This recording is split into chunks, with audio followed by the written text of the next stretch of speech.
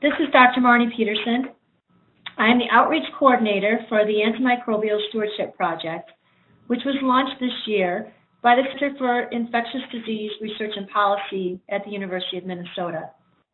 It's my pleasure to welcome you to today's webinar, The Social Determinants of Antibiotic Use Towards a More Human Stewardship, presented by Dr. Julia Szymczak. A little bit of background on Dr. Szymczak. She's an assistant professor of epidemiology at the Perelman School of Medicine at the University of Pennsylvania, otherwise known as Penn, and a senior scholar in the Center for Clinical Epidemiology and Biostatistics at Penn.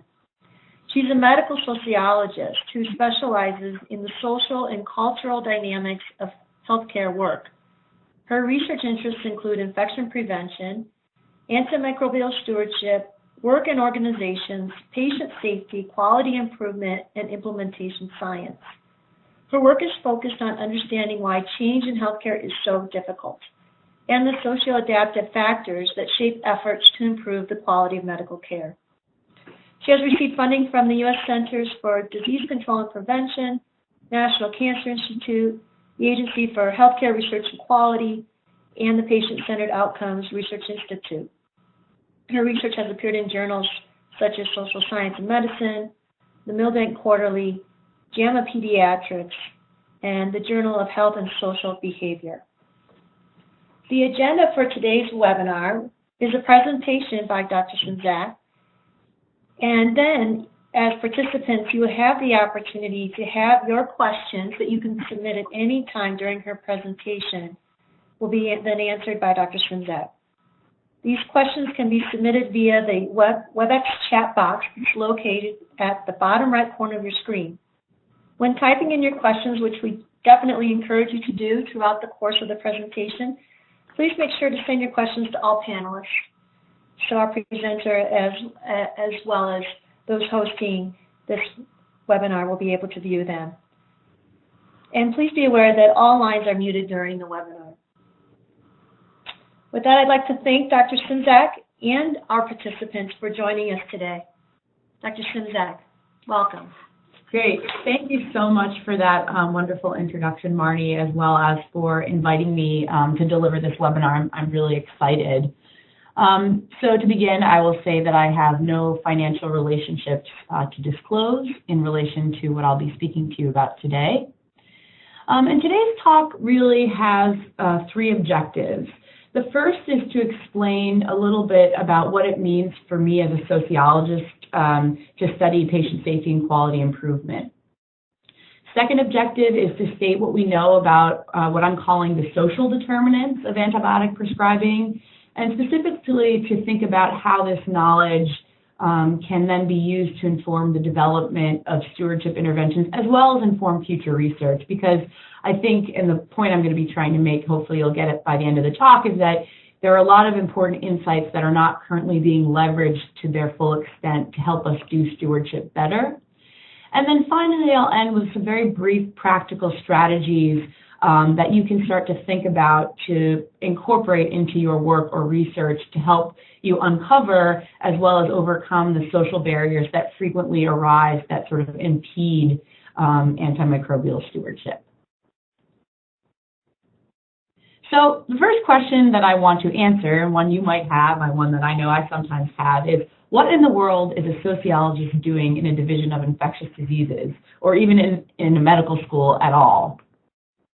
And so to answer that question, I need to back up a little bit and sort of explain to you the sort of approach that I take in my work.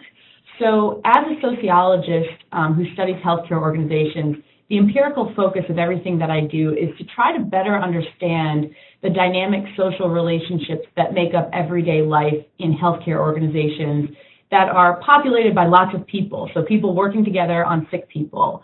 And this is a painting that I particularly like, not only because it's hanging, not very far away from my office here at Penn, but also because I think it beautifully shows sort of the ritualistic or group nature of medical work. So of course it's, surgery from the 1800s, and you walk into an OR today, and hopefully you wouldn't see anything that that looks like this, but you would continue to see the groups of people working together to try to accomplish medical care. And so when I think about a hospital, I think of it as a small society. And just like any other sort of social entity, I examine the dynamics that shape it. So things like conflict, hierarchy, emotional manifestation, sort of competing organizational priorities.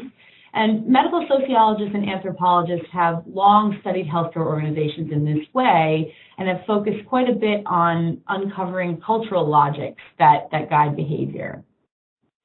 And so one of the puzzles that sort of drew me to infection prevention and ultimately antimicrobial use is just sort of the generalized issue of the fact that, despite having expended quite a bit of effort and a lot of resources to improving patient safety and quality in this country, the dial has really moved slowly. And so if you sort of characterize the quality of care that we deliver in this country, is that it's really pockets of excellence and innovation that coexist with really enormously variable performance across the healthcare delivery system. And so all my research to date has really focused on understanding this puzzle of why, despite our best intentions and our efforts, have we maybe not moved the pace of change as much as we would like or as quickly as we would like.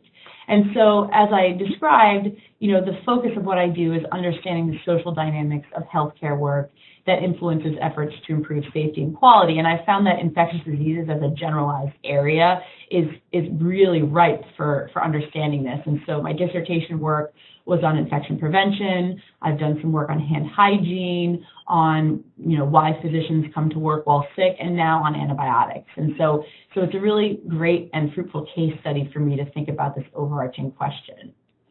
And so to get to the topic of today's webinar, I'm now going to sort of begin to answer this question is, why should we think about studying antibiotic use as a sociologic phenomenon? And maybe some of you listening who actually do stewardship know in your gut exactly why this is a sociologic phenomenon. But I wanted to present to you an excerpt of data. And so I'm a qualitative researcher, which means that I spend my time talking to people and observing them. And so throughout today's talk, I wanted to present some small excerpts of data from various projects that have been completed or in progress to just illustrate some of the key themes, because sometimes the voices of your colleagues and peers are more meaningful than me reinterpreting them. So this quote I'm going to present to you comes from a pediatric general surgeon who I was interviewing about infection prevention, but he had this really beautiful explanation about antibiotics that I thought was really great and sort of piqued my interest in antibiotics.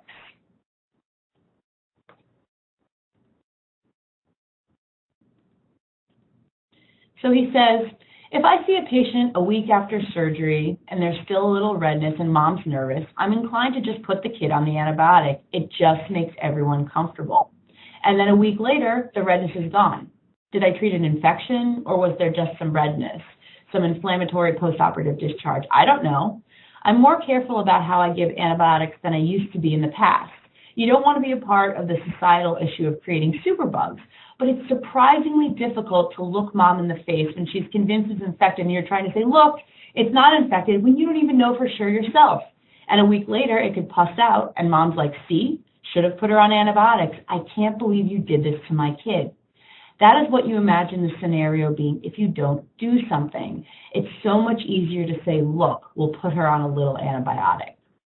And so when I came across that in my data analysis, I was really interested. And so, I don't need to tell you guys what antimicrobial stewardship is, but I think part of it is about sort of staying calm in the face of this impending post-antibiotic future. And so when you think about antimicrobial stewardship interventions, they all use different strategies, some of them persuasive, others restrictive, in an attempt to change the prescribing behavior of frontline clinicians. And so there's a whole host of techniques that have been examined, education, audit and feedback, restricting people's ability to get access to drugs, or requiring them to get prior approval from a stewardship team before using an antibiotic. And so it's about behavior. And we also know that prescribing behavior in general is a really complex and multifactorial process. And so this is just a conceptual framework that I've been using to orient my work, and I've actually adapted it from an article by Neil Fishman. And so these boxes that I've highlighted here on the side are the kinds of areas that I'm focused on. And so the purpose of this schematic is just to indicate to you how complicated the decision to use an antimicrobial is. It's not just shaped by knowledge, it's not just shaped by resources, it's also shaped by sort of the organization in which individuals exist, the interactions that happen between them, and the cultural beliefs and perceptions that both physicians and patients hold about health, illness, disease, and what an antibiotic actually is and what it means. And there's an emerging literature that identifies the factors that drive antibiotic prescribing decisions beyond what a physician or other prescriber knows to be appropriate, or the sort of actual medical need in any one instance. And as I think about this, I'm trying to join with a large literature that exists in medical sociology and anthropology that really describes the act of prescribing a drug as highly social as well as clinical. And so that all bound up in the prescription of a medication is expectation, emotions, risk mitigation, a whole host of things that have really nothing to do with sort of, killing a microorganism.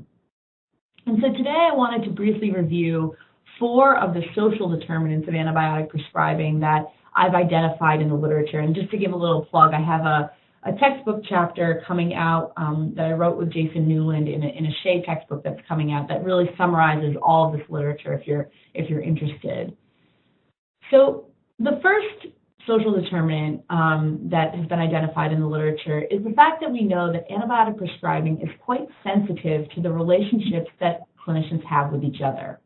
And so Asmita Shirani has some really excellent work in which she elaborates on what she calls sort of the prescribing etiquette that shapes antimicrobial prescribing in healthcare institutions that are populated by prescribers working with each other.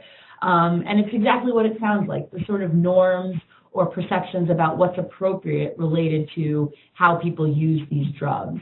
And what comes through in her work and mine and a number of others is that there's a very strong norm of non-interference around antimicrobial use, so that people, when they talk about how they feel about their own prescribing and others, there's a real strong desire to avoid altering another prescriber's decisions.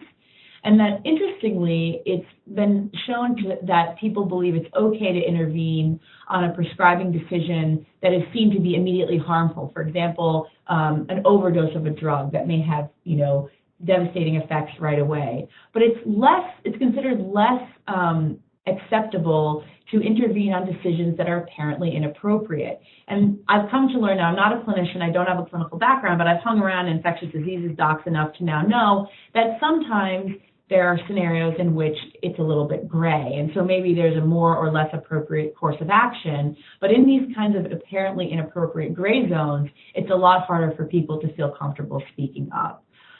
We know that people are reluctant to provide feedback. They feel that it's okay sometimes, but only in an appropriate forum. And when you think about the way healthcare is delivered, especially in inpatient settings, people are busy, and there's not often time for that opportunity to give face-to-face feedback. We also know that prescribing is sensitive to the role of hierarchy, that when you talk to junior physicians or those in training, they say that they are really reluctant to critique their attendings or their senior colleagues, even when they know they're making a decision that's suboptimal. One thing that I found quite interesting in my studies in which I've interviewed trainees, either residents or fellows, who work at hospitals with restrictive stewardship programs in which they're required to call the stewardship team for approval, that they say they appreciate being able to sort of put the onus on the stewardship team to say no to their attending instead of saying no themselves. And so even when they know a prescribing decision is poor, they can say, well, the stewardship team told me no, not I think this is a bad idea. And we also know that when you think about sort of medicine as a collectivity, that it's not this homogeneous group, that it's populated by a number of sort of cultures within this world of medicine in which the opinion of sort of senior colleagues in a particular specialty or discipline may be more influential than, for example, the guidelines put out by IDSA. And so it's important to recognize that those sort of social and sort of collectivity norms can shape people's perceptions. So the second factor that comes up all the time is patient demand. And so that when you talk to clinicians about why they may overuse antibiotics, they identify patient pressure for antibiotics as a major barrier to the more judicious use of antibiotics. And this especially arises in studies of ambulatory prescribing and pediatrics and even emergency rooms to some degree. So here is an excerpt from an interview that I did with a primary care pediatrician who I think describes this vividly. He says, sometimes you just don't have time to argue with a parent. You just don't. It can be a war zone. It's in the middle of the winter and the kid is outside throwing up in the hall and the mom says, I need an antibiotic prescription. Most of the time you can reason with her. You say, look, we don't need to treat this. And she says, but my neighbor says this. I have an uncle who's a doctor and he said, yes, I need it. They come up with a million reasons why they need it and you just don't have time. And again, the reason I share this is because I think it really beautifully renders the experience of providing care in a setting that frequently gets left out of the discussion about, improving healthcare work. Is the sort of physical, time pressure, emotional experience of providing care. And as a sociologist, that's what's interesting to me. This idea of describing medical work as being in a war zone.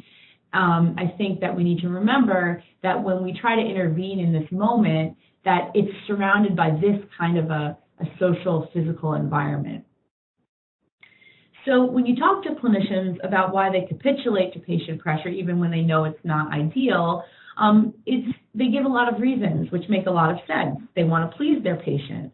They don't want their patients to go home empty-handed. Interestingly, especially in emergency room settings, clinicians cite really what we can call sort of competing performance measures that sort of get in the way of them doing the right thing about antibiotics. So in places, well, many hospitals gather patient satisfaction scores following visits, and they evaluate their units based on these patient satisfaction scores. And for a unit that knows that they're going to be evaluated by patient satisfaction scores, and they know that they want to please their patient, that becomes sort of a competition between doing what's right and doing what we know we're being measured on. We also know that in some situations, explaining why antibiotics are not necessary just takes a lot of time. It's not fun. It's not rewarding. And if you think about it, people tend to shy away from doing the tasks that they know are not fun. And of course, the fear of medical legal sanctions looms large. But there's evidence that actually has been around for a long time to suggest that clinicians overestimate patient demand for antibiotics. We know that patients are becoming more sophisticated, more aware, and even wary of antibiotic overuse. In one study I did interviewing parents as they were waiting with their child to be seen by a doctor for a respiratory tract infection, none of them reported that they were planning to ask the doctor for an antibiotic, and that they were primarily concerned with gaining clarity about their child's symptoms and less so about sort of trying to get this antibiotic. So the evidence suggests that clinicians may be prescribing on the basis of perceived rather than actual patient expectations. And again, this is, sort of a possible place where modification and interventions can occur. The third category that I think is absolutely paramount to highlight is the role of risk perception, fear, anxiety, and emotion, and how these sort of psychological, psychosocial factors play into the decision to use an antibiotic or not. And so in studies that investigate risk perception around antibiotics, they find that prescribers perceive that the risk of undertreating a patient's infection is much greater than the individual patient risk from receiving unnecessary antibiotics. And that the sort of potential adverse effects of antibiotics that we know to be true, like C. diff, allergic reactions, and other kinds of untoward effects, which we know antibiotics absolutely have, these adverse effects have a very limited impact at the moment a decision is made. And if you go back and you think about the quote that I showed you on the first slide, what the surgeon describes, well, we'll just prescribe her a little antibiotic. And one really interesting study that looked at resident risk perceptions around particularly the use of broad-spectrum antibiotics, the residents in this study, had perceived overly dire consequences for initiating coverage that was too narrow. They described these drugs as being safe and more comfortable. And I have to say, this idea of comfort and comfortable is something that's come up in a lot of my studies, and I'm hoping to continue to explore the sort of phenomenology of comfort in medicine. What does this mean? Is it just about medical legal concerns? What is it? What does comfort mean? And when you talk to them, these residents, they are describing that really their focus in sort of getting through the day is just preventing disaster in the next 24 hours and preventing their patients from crashing. And this sort of reactive approach to doing medicine is sort of at odds with a more mindful and thoughtful use of antibiotics. And so here is an interview I did with a critical care physician who says, "We overprescribe because we don't want the patient to do badly. As a physician, you feel really bad when you do something and you could have done something differently and the patient does badly. That is what haunts you. I can't remember a time where I clearly did too much and I was bothered by that later. I'm not haunted by those. I'm haunted by the ones I missed and I could have done more." And so again, you can see this language of haunting, that it becomes this really emotionally resonant experience of the thought of missing an infection and having a patient get very sick or septic from an infection is just kind of unthinkable, and that the desire to avoid that is very strong. And so when you put your biomarker algorithm out there, or you put your guidelines out there, you're countering this very strong emotional dynamic. And so and the other thing is that when clinicians are doing their work, they have an emotional desire to help their patients, right? That's why they got into this. And so there are a number of other studies that have done sort of work on understanding clinician perceptions around antibiotic use, finds that there's sort of this desire to provide these options regardless of this sort of wider population consequences, and that these desires are shaped by the face-to-face interactions that clinicians have with patients and their families, that sometimes they've known these people for a very long time, and that there's a real desire to do whatever they can to help a patient. In some ways, the sort of pull of these social relationships can be stronger in a sense than the push of our guidelines or restrictive policies, which frankly feels sort of pale in comparison. And so I'm going to present to you another excerpt of data an interview that I did with another pediatric general surgeon, and he says, "I would say surgeons are very much focused on the trees and not on the forest, simply because, a mom gives me her baby. She just met me. She gives me her newborn baby and says, 'I trust you.' It makes me want to throw up. Really, it does." Or like a case I recently did, it was this family's only child. They'd been trying for 15 years to have this kid. They did IVF 6 times. It's a baby. In that moment, that's all that motivates me. And I know there's this big, grand epidemiological scheme we should be worrying about, but I just don't see it at that moment.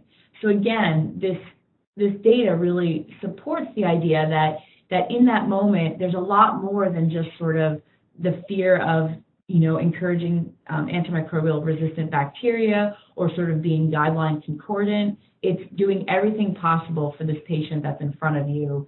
And that's really what's sort of driving the decision making. And the final social determinant I wanted to highlight is what I'm calling sort of the misperception of the problem. And I care about perceptions as a social scientist because I know that perceptions really strongly shape behavior and the way that people act. And so numerous survey studies find that clinicians perceive that antibiotic use is a problem generally sort of out there in the world, but not locally. So, and when sort of asked like who is causing this, clinicians frequently say that it's other medical specialties, not themselves, responsible for overuse. So I thought this was pretty funny. This primary care pediatrician described to me Oh yes, antibiotic use is a big problem, but pediatricians are probably the least offenders.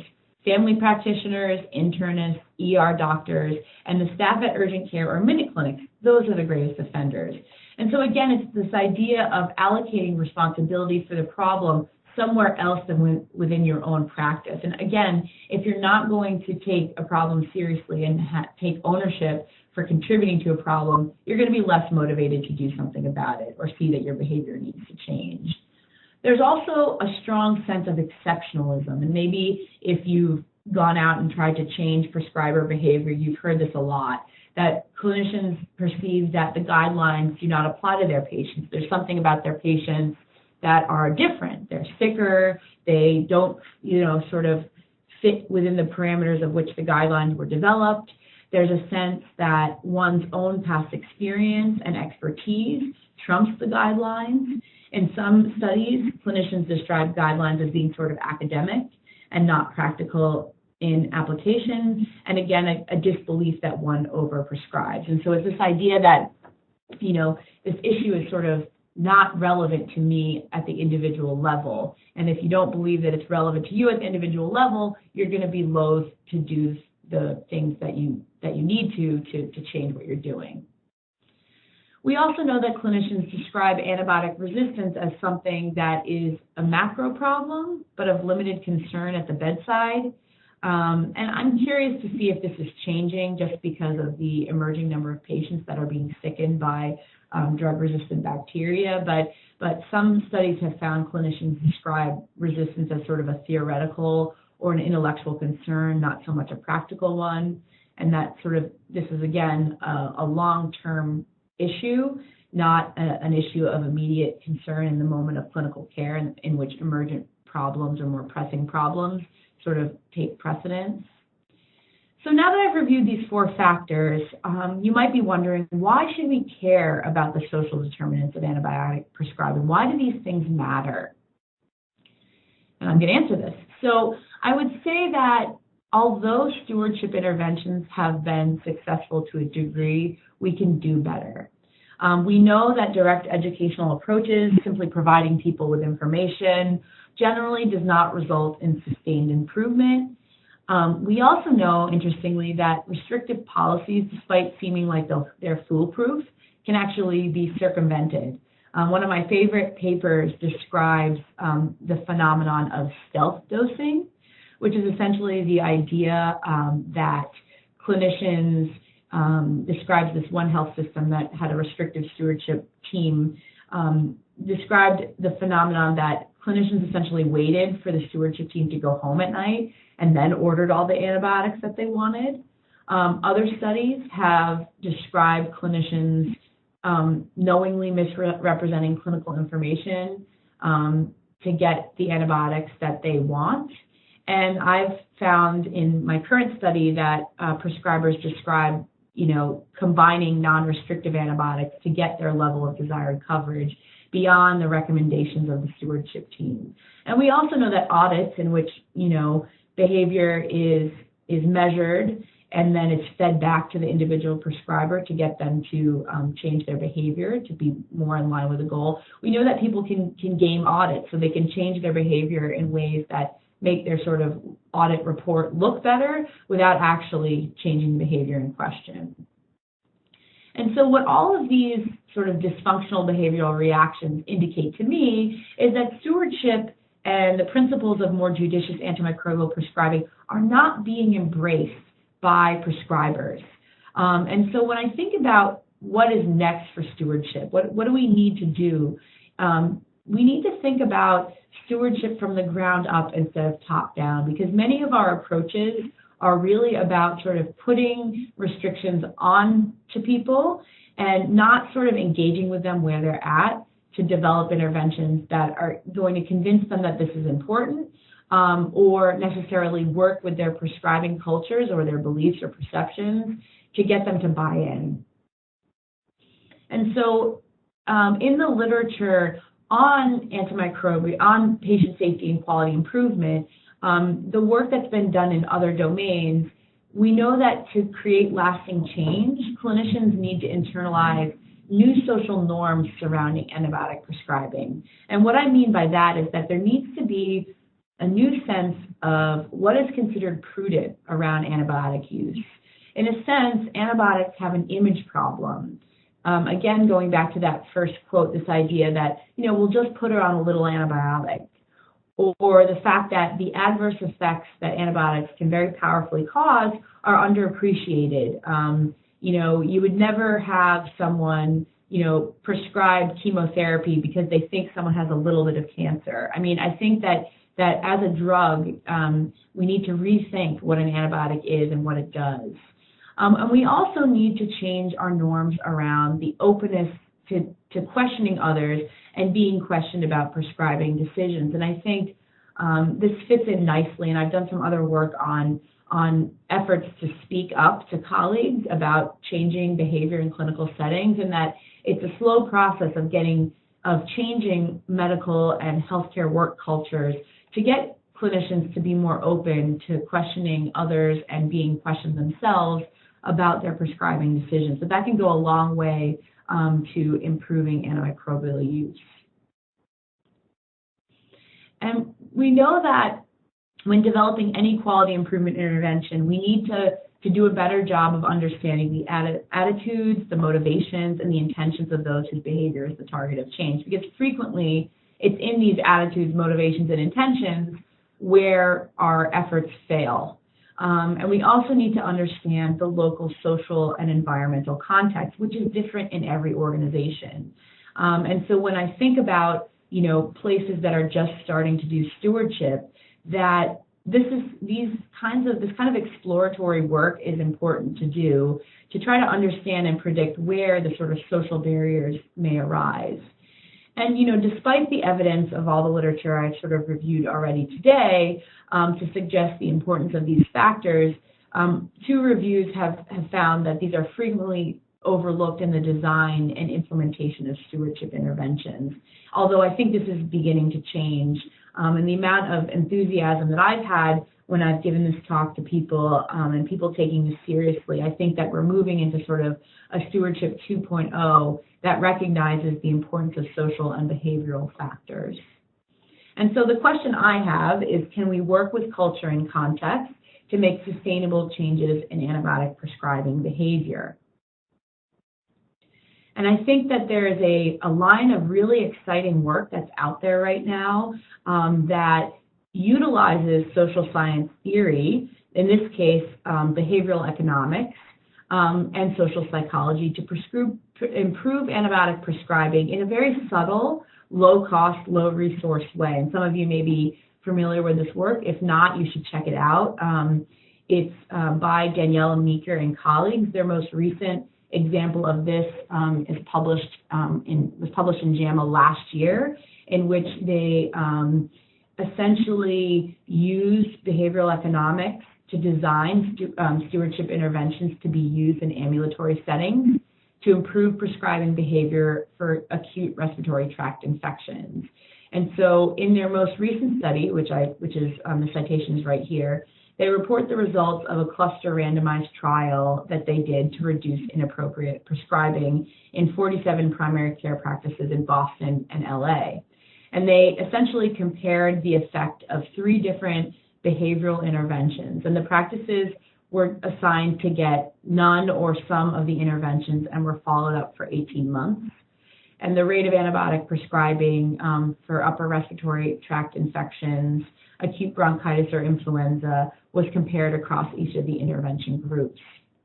And I wanted to take a moment to actually just point out the different interventions that they used and identify the socio-behavioral insight that they were drawing on to inform the intervention. So the intervention is in the second column, and the socio-behavioral insight is in the third column. And I think that I call this out in a table because it does a lovely job of using socio-behavioral theory to inform the design of our intervention, which we're not doing as much as we could, and I think we should. And so in their study, they had 3 conditions.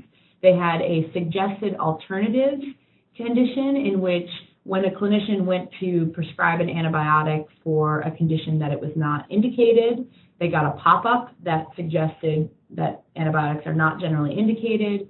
Please consider the following, and they gave a list of suggested non-antibiotic alternatives for the clinician to consider. In the second condition, which they called accountable justification, they required that if a clinician selected an antibiotic in a case when it was not necessary, that they had to document the reason in free text in the patient chart for why they were choosing to do this thing that was not indicated. And they also were told that if they didn't give the justification, this was also noted in the chart. And so again, we are using this idea that, making people be accountable for their decisions improves their decision-making accuracy, and that, making people justify things publicly starts to work on people's concern for their reputation. And the final intervention category, which has been used in other studies, is leveraging peer comparison.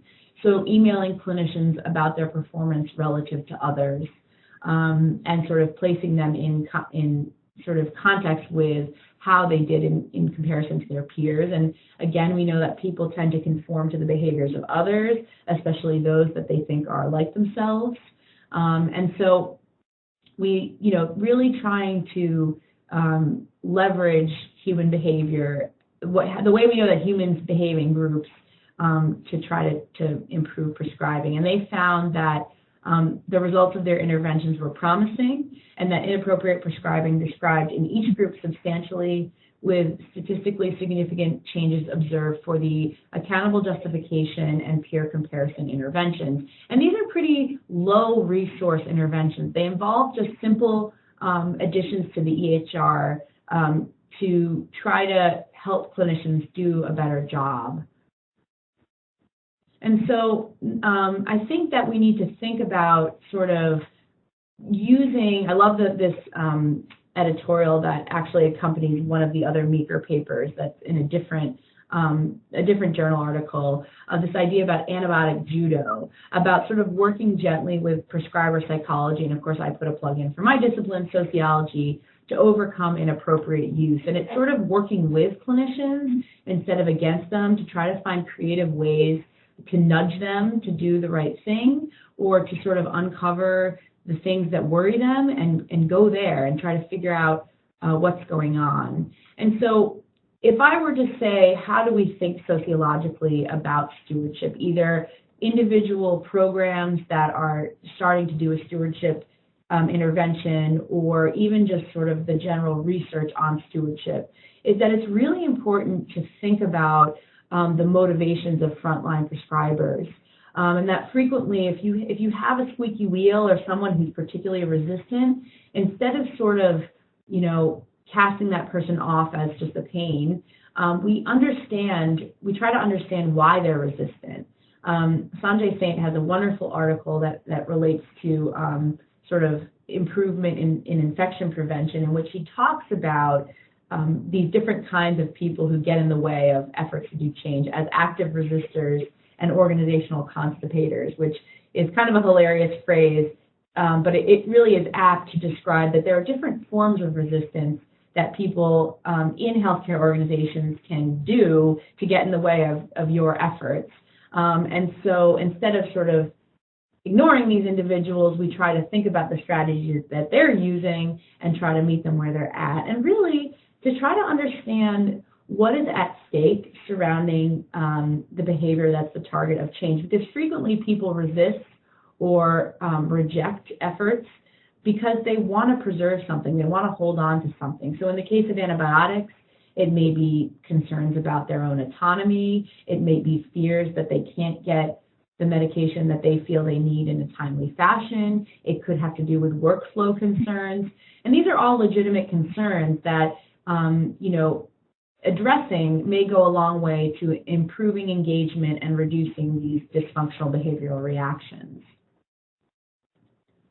I also think, and this is the area where I'm currently doing work, is sort of exploring the social dynamics that characterize the optimal way of what I'm thinking of as doing stewardship. So the actual behavior and strategies that good antimicrobial stewards use to invoke change. Now, I know that I just said earlier that, the MECRA work and the sort of behavioral economics work is great because it's low resource. And I think that that's an important area in which we need to do more work. But I think we can't forget the fact that this is humans working together with humans on humans, and that face-to-face interaction is incredibly powerful and incredibly important in sort of building trust, which stewardship is about trust. It's about trusting that the guidelines are going to work and that the stewards who are making the recommendations understand the best interest of the prescriber and the patient, and that trust really accumulates over time based on people's repeated interactions and frequently on face-to-face interactions and not just phone calls or sort of electronic prompts. And that's, hard sometimes for people to say or to accept because it's labor intensive. And there's a really great paper that was out in PIDJ about what the authors described as handshake stewardship, which was, an intervention that didn't rely on restriction or pre-authorization and found improvements in prescribing by what they thought of as fostering a culture of more judicious prescribing. And I think that the components of this can involve just being present. So having the antimicrobial stewards or the people who are sort of the advocates for the guidelines or the best practices, actually engaging with the clinicians in the areas in which prescribing could be improved to try to form relationships and help build trust and understanding. And there is some research that's been done on the social dynamics around how to do stewardship. And what this literature really suggests is that the communication style that stewards use, as well as the content of the message, matters. And so in some of my work, one of the things that I've found is that stewards who have been successful never frame their program in terms of cost savings to frontline prescribers. They may talk about that to administrators, but you never tell your frontline prescribers that you're interested in saving money because you lose credibility. Stewards describe the importance of developing collegial relationships, again, that are based on trust, to increase engagement, to create a we instead of a you and us mentality. And if you think about it, it makes a lot of sense. Clinicians who are at the front line of providing care are subject to a whole host of efforts to improve some behavior and some outcome. So it's not just stewardship. Stewardship exists in a very noisy and very full patient safety environment in which lots of things are being improved. And it often can be that a frontline prescriber is feeling like, they're being asked to do a number of things from a number of different people, and it can really sort of develop into a you versus us mentality. And then I think, again, it might sound kind of Pollyanna-ish, but this is about partnership and it's about engagement. I think that stewards, when they start out, talk a lot about having a plan to deal with conflict ahead of time. So trying to do some work to try to think about where are people likely to resist, and then developing a thick skin. The amount of times that I've heard people how they've been described as the antibiotic police, is something that is going to happen. And I think being able to deal with that and work through it is really important. And again, gaining credibility quickly, because this is about trust, it's about engagement, and that the mechanism to do this is by relationship building. It's by face-to-face interaction, it's by communication, which is not something that just happens. It's something that we need to be thoughtful about as we move forward. And I'm currently doing work on this, and I think we need more research on what are the best practices for social dynamics of stewardship.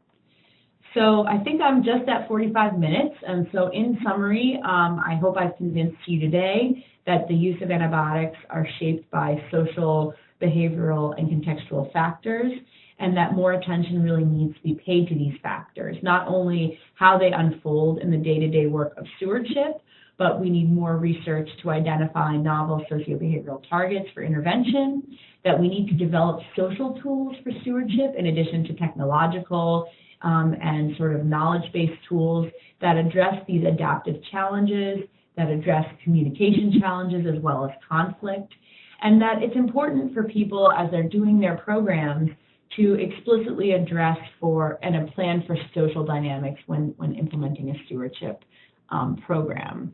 And so that concludes what I've prepared today. If you have any questions, of course, I can answer them now. You can feel free to email me. I'm on Twitter, and this is just a funny photo of me in Lusaka, Zambia. This past summer, I was doing a research study on a NICU there that was trying to reduce healthcare-associated infections, and I got sick myself with what was probably just a really bad respiratory tract infection, but because of a host of socio-emotional factors, including fear and lack of access to testing, I was blasted with a lot of broad-spectrum antibiotics that probably made me sicker than I was from the actual respiratory tract infection. So it was a little close to home. So anyway, thank you again for your attention, and I'm happy to take any questions now.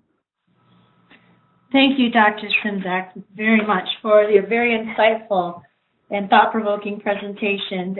As you mentioned, we are now entering into the question and answer phase of our webinar. So if our participants haven't already had the opportunity, please submit your questions to Dr. Szymczak, so she'll be available to answer them for you. So at this point, we'll address some of the questions that we've received. The first one has to do with the mandate. So JCAHO has a mandate now that antimicrobial stewardship is to be implemented within hospitals as a part of their accreditation process.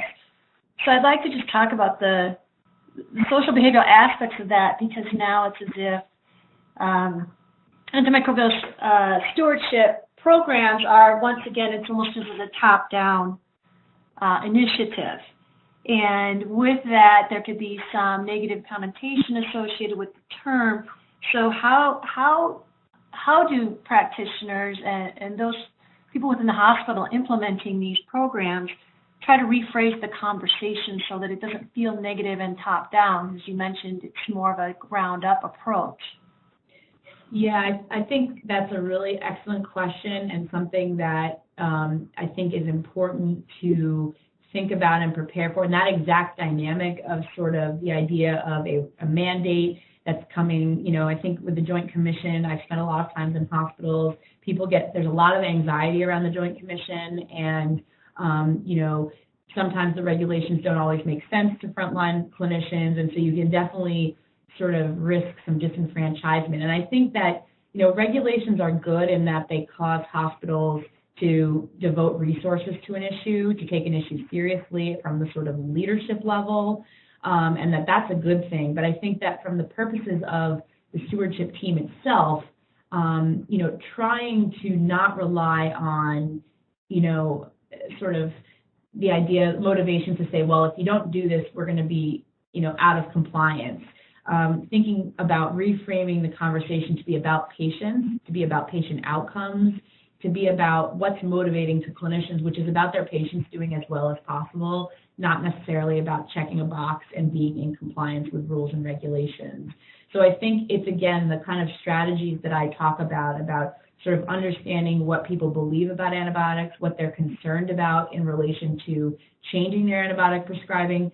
That should continue to be the forefront of the conversation, and less about, if we don't do this, we're going to get in trouble, because that just sets up the policing dynamic further. But I also think, we can be, we can leverage this external concern to help get resources, certainly. And so I think you've seen that in infection prevention as well. And my hope is that any of the regulations, are reasonable as well. And I think that, it remains to be seen how this will play out in different institutions. Yes. So second question relates to education. Education is also a component of the mandates as well. One component of the education, of course, is educating of the public. So we have a question about that process of educating the public of inappropriate antibiotic use, its importance, and might that help the doctor-patient relationships in the office, and the role that you think other organizations such as state health departments could facilitate that? Yeah, I think that that's an excellent and important question, and a really good point, because today I was talking about changing the behavior of prescribing clinicians, But I also was trying to make the point that the relationship between doctors and patients is crucially important to improving antimicrobial use, and that it takes two to tango, right? And so I think that absolutely that it's important that efforts be spent on helping educate the public around antimicrobial use and resistance. And I think that from the work that I've done with patients, people are really, they're hungry to learn more about this, and that they generally, can recognize the importance of protecting antibiotics as a scarce resource. It's just figuring out the best method to reach them. And so either it's, maybe to do some component within healthcare organizations of educating, patients are frequently a captive audience, either in the waiting room or when you're inpatient, that there's a lot of downtime. And so finding creative ways, and I know there are interventions that have been reported in the literature for a while now of different kinds of video-based education interventions. One of the interventions that the Meeker group did that, again, used behavioral economics, they used this really interesting concept of commitment letters, in which they created these posters that were basically a letter that the physicians of the practice wrote that said, we commit to only using antibiotics when appropriate, here is why, and put their photo on it, and they signed it, and they posted these posters all over the outpatient clinic as both a statement of their commitment to better using antibiotics, but also to sort of inform their patients that this is a value that we have, and this is an important thing that you should know about, because we're trying to do right by you. And I think that, maybe sort of point of care interventions like that can go a long way, as well as I think we need more of a sort of a public relations campaign, almost in a way, around antibiotics, and certainly state health departments can play a role in that. And I think, there are creative ways to go about doing that. What are some of the best tools that you've come across in your research related to education between clinicians and the antimicrobial stewardship team? Yeah. Some suggestions there, because that's a component of the mandate. Yeah, so I think that, again, and that people sometimes bristle when I say this just because it's very, labor intensive, but those face-to-face interactions, so, even if it's one day a week, going to your ICU or going to your unit in which, antimicrobial use is particularly problematic, or you have resistant people, and just sort of doing antibiotics rounds, or some kind of a, FaceTime with these areas, actually, and going to them and spending time with them, either reviewing patients or giving in-service presentations over lunch to just sort of provide best practices, I think can be really important, as opposed to maybe doing more technological based education. To actually show up and have a discussion can go a long way to establishing trust. I think that some of the antimicrobial stewards in one of my studies that I'm writing up right now is trying to think of very creative ways to reframe antibiotics and coming up with scenarios to help communicate the risks around antibiotics and just sort of being, advocates for the drug, which sounds a little funny, but it is sort of about being creative in their reframing. So I think being creative in your communication strategy and showing up and meeting people where they're at seem to be very promising. Another question relates to the role of other healthcare providers in the implementation in the vision around antimicrobial stewardship. And one of the examples is the role of nurses, specifically perioperative nurses. Have you spoken with any of those groups? Do you have examples or thought on how they can use antimicrobial stewardship practice, be involved in the practice and implementation in the pre-op, the post-op? Yeah. So I actually think that is a crucially important point, and I'm remiss that I didn't bring it up in the talk, and that's largely because from my review of the literature, there's not much out there. However, I think that absolutely nursing staff should be engaged with the stewardship goal, because if you think about it, they are the ones delivering the meds, they're the ones dealing with they're up close and personal with any adverse effects right away, and that I think nurses can engage as partners in this. In one way I was thinking about this is nurses can ask the question, does this patient still need to be on antibiotics? We've done that, if you think about it, with infection prevention. And so in many hospitals on rounds, the nurse says, this patient's had a catheter for X number of days. Does the patient still need the catheter? So introducing the question to the team, bringing it up, helping sort of bring in a mindful moment. And that's an easy thing to do, to just ask the question. Half of this is about getting people to stop and think in a situation in which they have no time. And I think nurses can be real powerful advocates for starting that conversation and getting people to be critical about what's happening. So yes, I think that there's absolutely a role for nurses, an important role, and that's something that should not be overlooked in future stewardship efforts.